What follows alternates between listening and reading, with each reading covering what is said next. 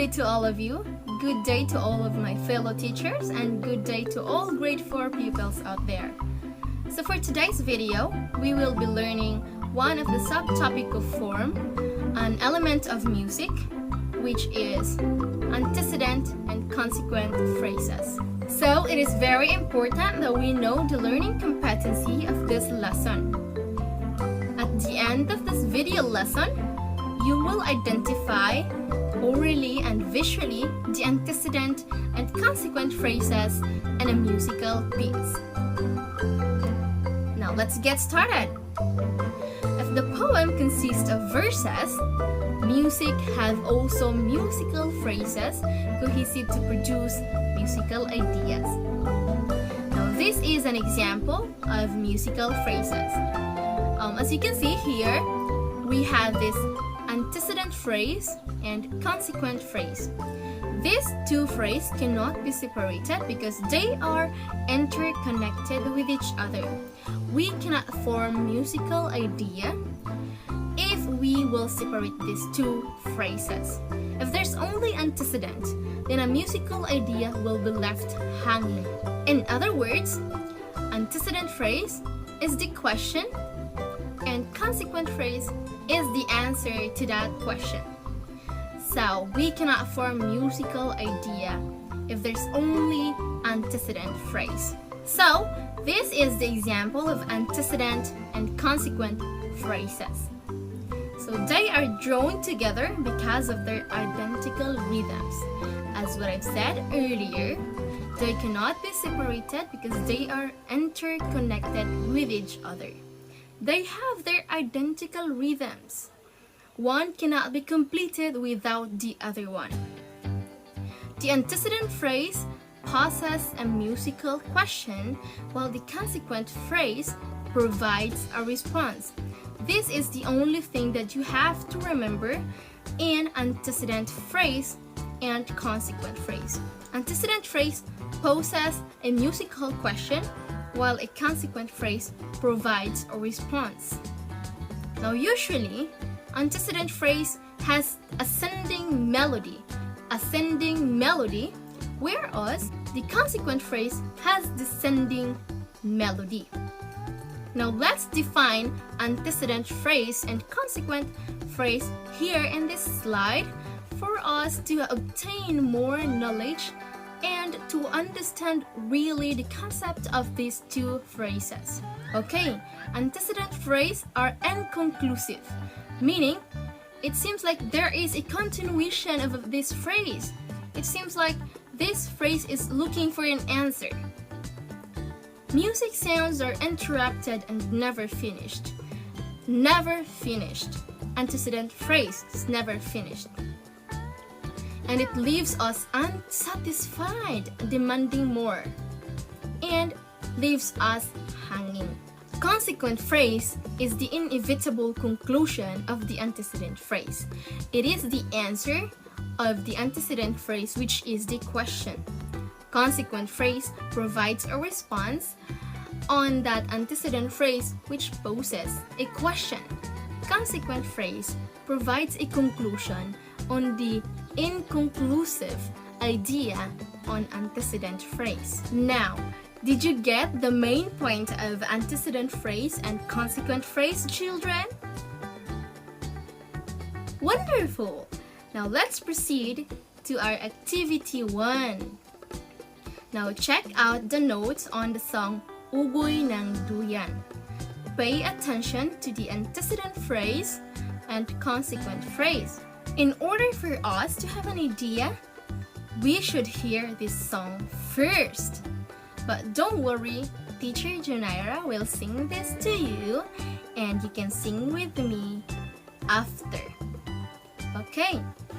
Sana'y di magmaliw ang dati kong araw nang munti pang bata sa piling ni nanay. Nais kong maulit ang awit ni inang mahal, awit ng pag-ibig habang ako'y nasa duyan. Okay, so we can see that we have 4 musical phrases here in this song, Di Ugoy ng Duyan. And each of this phrase has interconnection with each other. One of this phrase, the first phrase, is the question and the second phrase is the answer. In other words, the first phrase has no period and the second phrase has period. Now my question is, which of these 4 musical phrases is the antecedent phrase and which of them is the consequent phrase? Wow, you are excellent! Yes, as what we have learned earlier, antecedent phrase has ascending melody while the consequent phrase has descending melody. Now let's listen to it again. Sana'y di magmaliw ang dati kong araw. So, it has ascending melody, so meaning it is our antecedent phrase. Once you hear it or sing it, is it already done or not? Very good. No, because it seems like it's looking for an answer. It seems like it has continuation. So the continuation would be Nang munti pang bata sa piling ni nanay. So it has descending melody, so it is consequent phrase. It has period. Nais kong maulit ang awit ni inang mahal. Again, it is not finished yet, so it is antecedent phrase. Awit ng pag-ibig habang ako'y nasa duyan. Okay, so that is our last consequent phrase, the final answer. Okay, children, so let's answer these following questions regarding the Ugoy ng Duyan song. So we have here, how many musical phrases does the song have? So children, let's count it together.